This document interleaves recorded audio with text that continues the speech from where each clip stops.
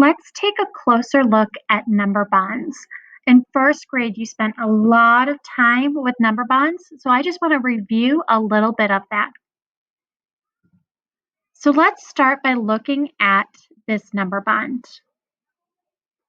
We have to think about which part would be the whole and which part is the parts. So let's look at this first circle up here. This is the circle that has two things coming out of it. So what would this one be? This would be the whole. So now, what are these two down here? These two would be my parts. So with a number bond, there is always a whole and two parts. And the number bond can go any direction. So it could be sideways. And notice how the whole is always the one that has the two parts coming out of it. It could go the other way also.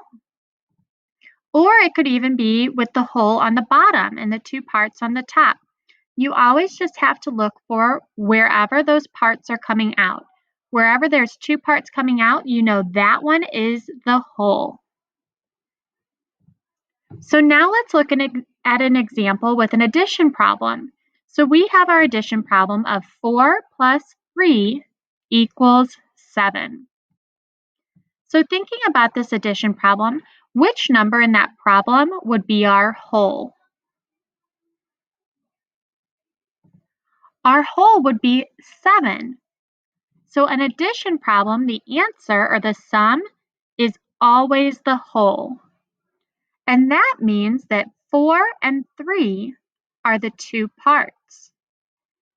So when I'm thinking about my addition problems, I can use a number bond to create a fact family. Remember, a fact family has two addition problems and two subtraction problems, and they use all of the same numbers.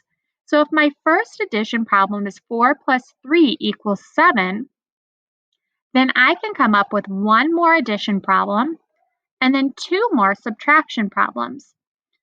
So if I have 4 plus 3 equals 7, I know my whole 7 always stays in my answer for addition problems. And then I would just flip-flop these two parts. So instead of 4 plus 3, my other addition problem is 3 plus 4. That's called the commutative property.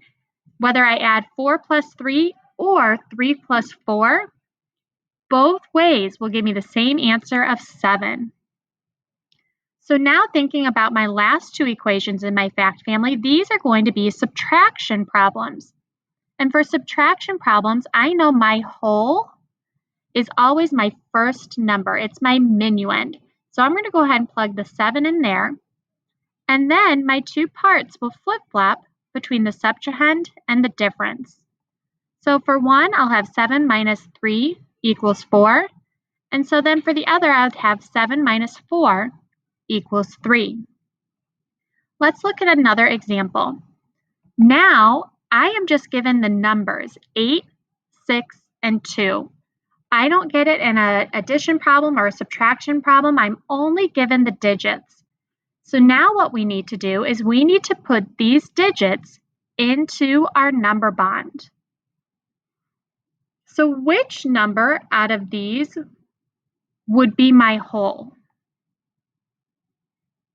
8, 6, or 2? The whole would have to be 8 because it is the biggest number, which leaves what two numbers for my parts? The parts would be 6 and 2, and these two can go in either order. So you could have the 2 over here or the 6 over here. So now let's think about all of our equations for our fact families. Remember, we'll have two addition problems and two subtraction problems.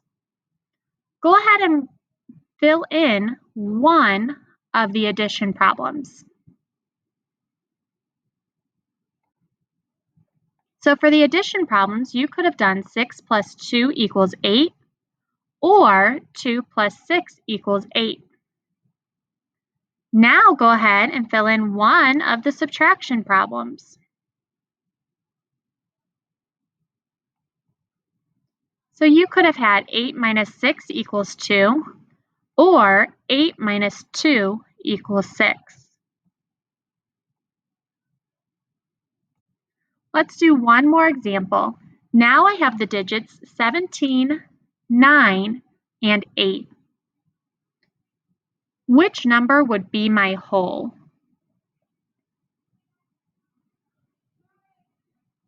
Which numbers would be your parts?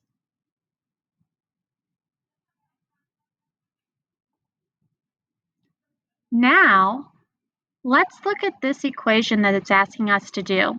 It is asking for just one subtraction problem. Using this number bond, what is one subtraction problem that I could create using these numbers?